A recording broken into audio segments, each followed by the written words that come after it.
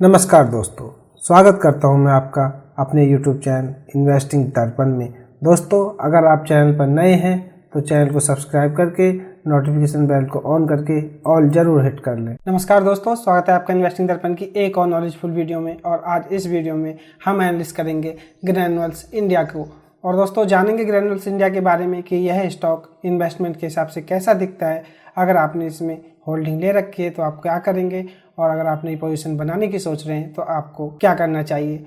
और दोस्तों, जानेंगे इसके Q4 के रिजल्ट्स के बारे में भी। बात करें इसके Q4 के रिजल्ट्स की तो वह 16 मई को आए हैं, और देखेंगे दोस्तों आखिर ये कैसे रहे हैं। तो चलिए शुरू करते हैं इस वीडियो को। और मैंने 2 दिन पहले ही ग्रैन्युल्स इंडिया को कवर किया था। अगर आपने वह वीडियो नहीं देखी है तो मैंने उस वीडियो को ऊपर आई कार्ड और डिस्क्रिप्शन बॉक्स में भी शेयर कर दिया है। और दोस्तों, इस वीडियो को बनाने का पर्पज मेरा एक ही है। आप स्क्रीन पर देख रहे होंगे, ये राजेश सोनी हमारे एक व्यूअर हैं। इन्होंने कमेंट करके पूछा है ग्रैन्युल्स इंडिया के बारे में, तो मैं इनकी डिमांड पर यह वीडियो बना रहा हूं। और अगर आपका भी किसी स्टॉक को लेकर के कोई डाउट है तो आप उसका कमेंट सेक्शन में नाम लिख करके बता सकते हैं। मैं कोशिश करूंगा जल्दी से जल्दी उस टॉपिक को कवर करने की। दोस्तों, बात करें ग्रैन्युल्स इंडिया की तो इसका करंट मार्केट प्राइस 284 रुपए के आसपास दिखाई देता है। और बात करें बीते दिन 16 मई की तो यह स्टॉक 2.72% की गिरावट के साथ बंद हुआ है। बात करें इस स्टॉक की ओपनिंग की तो स्टॉक फ्लैट ही ओपन हुआ, और दोस्तों उसके बाद पूरे दिन स्टॉक ऊपर ही ट्रेड करता रहा। और जैसे ही Q4 के रिजल्ट्स बाजार में आए, इस स्टॉक में भारी गिरावट हो गई। और दोस्तों, कहा जा सकता है कि Q4 के रिजल्ट्स की अगर हम बात करें तो बाजार को इसके रिजल्ट्स पसंद नहीं आए और इस स्टॉक में भारी गिरावट हुई है। तो दोस्तों, जानेंगे इसके Q4 के रिजल्ट्स के बारे में भी कि आखिर वो कैसे हैं। और बात करें ग्रैन्युल्स इंडिया की तो ये फार्मा सेक्टर से जुड़ी कंपनी है। और बात करें इसके ग्लोबल प्रेजेंस की तो यह 60+ कंट्री में बिजनेस करती है। बात करें इसकी यूएसए से तो इसका 57% रेवेन्यू यूएसए से जनरेट होता है। और बात करें यूरोप की तो इसका 15% रेवेन्यू यूरोप से जनरेट होता है। और बात करें इसकी लैटिन अमेरिका तो इसका 9% रेवेन्यू जनरेट होता है। और बात करें इंडिया की तो 13% रेवेन्यू इंडिया से जनरेट होता है। और दोस्तों, बात करें वर्ल्ड में और बाकी तो 6% का रेवेन्यू ये है जनरेट करती है। तो कहा जा सकता है कि कंपनी की अगर बात की जाए ग्लोबल प्रेजेंस की तो ये काफ़ी मजबूत दिखाई देती है और सबसे ज़्यादा रेवेन्यू अमेरिका से जनरेट करती है। और बात करें इसके 72% रेवेन्यू की तो दोस्तों वह यूएस से और यूरोप से होता है। तो कहा जा सकता है कि कंपनी की अगर बात की जाए ग्लोबल प्रेजेंस की तो वर्ल्ड में 60+ कंट्रीज में काम करती है। तो कहा जा सकता है दोस्तों, अगर बात करें ग्रैन्युल्स इंडिया की तो कोई छोटी मोटी कंपनी नहीं है, एक शानदार कंपनी है और शानदार बिजनेस है। बात करें ग्रैन्युल्स इंडिया लिमिटेड की तो इसका मार्केट कैप 7,155 करोड़ रुपए के आसपास है। कहा जा सकता है कि एक स्मॉल कैप कंपनी है। और बात करें इसके करंट प्राइस की तो वह 288 रुपए के आसपास दिखाई देता है। और बात करें इसके हाई और लो की तो हाई इसका 381 रुपये रहा है। और बात करें इसके लो की तो 227 रुपये रहा है। दोस्तों, कहा जा सकता है बात करें इसकी 52 वीक लो से तो यह स्टॉक इस समय लगभग 50 रुपये के आसपास ऊपर ट्रेड कर रहा है। तो कहा जा सकता है बात करें इसकी तो यह आपको इस समय 50 रुपये ऊपर ही अपने लो से दिखाई दे रहा है। और बात करें इस स्टॉक के पीई की तो 13.8 दिखाई देता है। बात करें इसकी आरओसी की तो 19.40% के आसपास दिखाई देती है, जो कि शानदार है। और बात करें इसकी आरओई की तो 19.10% के आसपास दिखाई दे रही है। और बात करें इसकी फेस वैल्यू की तो 1 रुपया है। दोस्तों, अगर बात करें इसकी ओवरऑल ग्रैन्युल्स इंडिया की तो यह एक स्मॉल कैप कंपनी है और इस समय यह स्टॉक अपने लो के आसपास ही ट्रेड कर रहा है। और अगर हम इसका कंपैरिजन करें इसके सेक्टर स्टॉक से तो पीई के हिसाब से, और बात करें डीवीज लैब की तो डीवीज लैब का पीई 36.32 है। और बात करें लुपिन की तो लुपिन का पीई 83.66 के आसपास है। और बात करें ग्लैंड फार्मा की तो इसका पीई 22.71 पर दिखाई देता है। और बात करें ग्रैन्युल्स इंडिया की तो दोस्तों इसका पीई 13.85 है। तो कह सकते हैं दोस्तों, बात करें डीवीज लैब की तो उससे भी इसका पीई कम है। और बात करें लुपिन की तो उससे भी इसका पीई कम है। और बात करें ग्लैंड फार्मा की तो उससे भी ग्रैन्युल्स इंडिया का पीई कम ही दिखाई देता है। और बात करें जिवलेंट फार्मो की तो इसका पीई 733.87 के आसपास है। कहा जा सकता है दोस्तों, बात करें इसके पीई की तो यह तो पूरे सेक्टर में सबसे ज्यादा ही दिखाई दे रहा है। बात करें आरती ड्रग्स की तो इसका पीई 27.78 है। और बात करें एमी ऑर्गेनिक की तो इसका पीई 49.59 है। तो ओवरऑल अगर हम बात करें इसके सेक्टर स्टॉक से तो दोस्तों ग्रैन्युल्स इंडिया का पीई सबसे अच्छा दिखाई देता है। और दोस्तों, बात करें इसकी वैल्यूएशन की तो इस समय जिस तरह से यह एक शानदार कंपनी है और इसका बिजनेस वर्ल्ड वाइड फैला हुआ है, उस हिसाब से यह आपको सही वैल्यूएशन पर मिल रहा है। और बात करें इसकी कंपाउंडिंग सेल्स ग्रोथ की तो 10 साल से कंपनी ने 19% के हिसाब से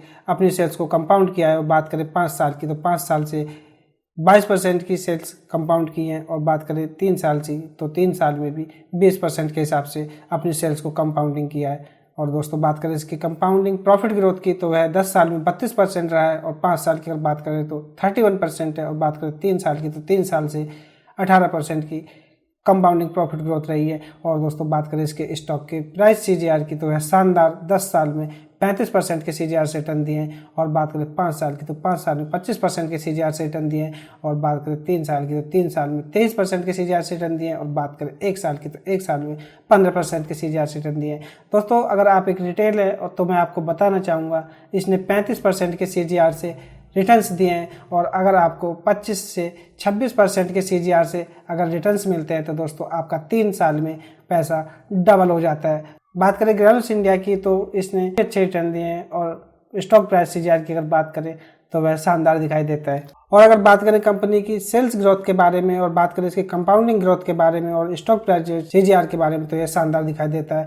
बात करें इसमें इन्वेस्टमेंट की तो इन्वेस्टमेंट के हिसाब से यह स्टॉक ठीक ठाक सा दिखाई देता है, और स्टॉक में ऐसा कोई रीजन नहीं दिखाई देता है जिससे कि इस स्टॉक में इन्वेस्ट ना किया जाए। और बात करें इसकी बैलेंस शीट की रिजर्व एंड सरप्लस की अगर हम बात करें तो मार्च 22 में जहां 2562 करोड़ रुपए थे, मार्च 23 में बढ़कर के 2811 करोड़ रुपए हो गए। तो कहा जा सकता है कि इसके रिजर्व एंड सरप्लस बड़े हैं। बात करें इसकी बोरिंग की तो जहां मार्च 22 में ये 1106 करोड़ रुपए था, मार्च 23 में बढ़कर के 1136 करोड़ रुपए हो गया है। तो कहा जा सकता है कि कंपनी का कर्ज बड़ा है। और दोस्तों बात करें कंपनी के रिजर्व एंड सरप्लस की, अगर हम उससे इसके बोरिंग को कंपेयर करें तो बोरिंग आधी से थोड़ी कम है। तो कहा जा सकता है बात करें इसकी बैलेंस शीट की तो कंपनी पर कर्ज है।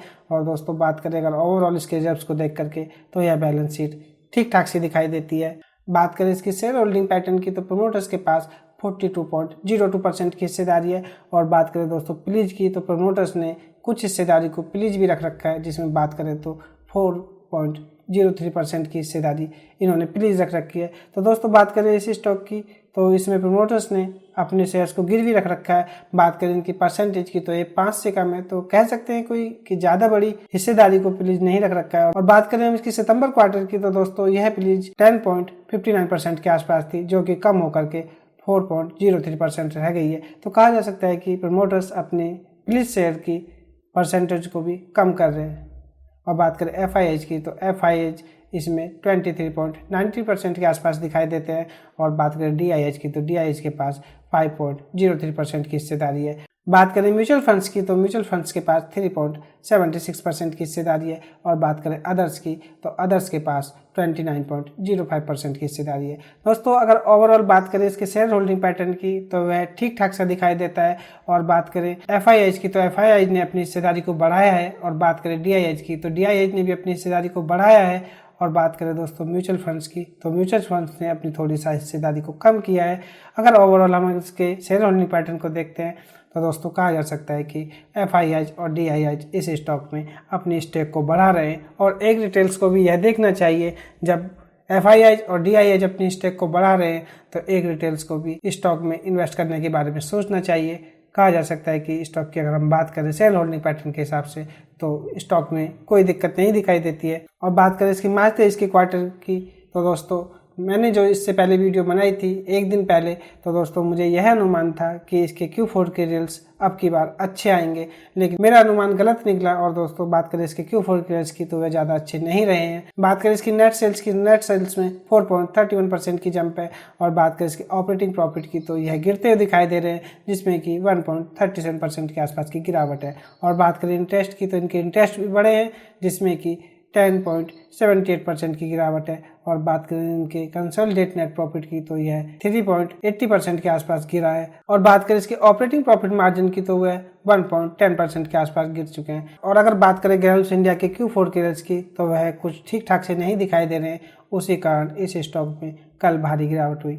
और अगर ग्रैन्यूल्स इंडिया शेयर पर मैं आपको अब अपनी ओपिनियन देना चाहूँ तो दोस्तों इसका ऑल टाइम हाई 422 रुपये के आसपास है। और बात करें इसकी तो दोस्तों यह स्टॉक यहाँ से 238 रुपये का लो लगाने के बाद इस स्टॉक ने ऊपर ही ट्रेड किया है और यह स्टॉक कंसोलिडेट कर रहा है।